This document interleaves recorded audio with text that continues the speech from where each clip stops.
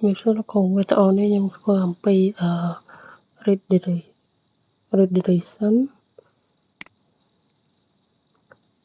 hay chia bộ này nhằm cho hostman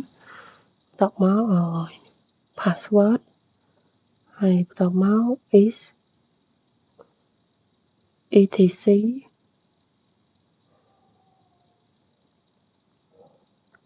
lại này nhằm cho một bản nhóm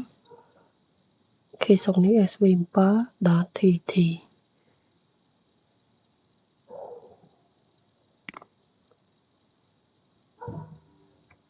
này nếu đã cat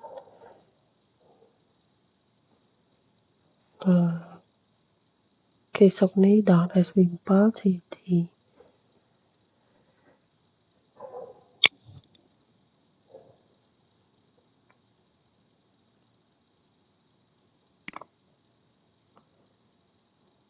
hay này nếu bị bàn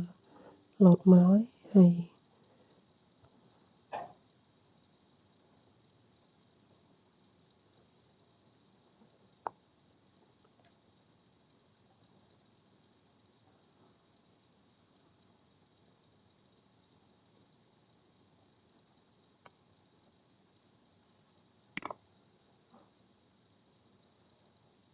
lại nếu như quay sudo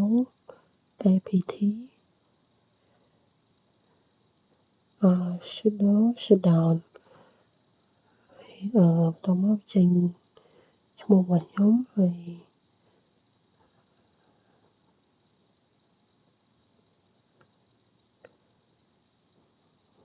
tao nhóm các bạn đã tìm chào bán anh chấm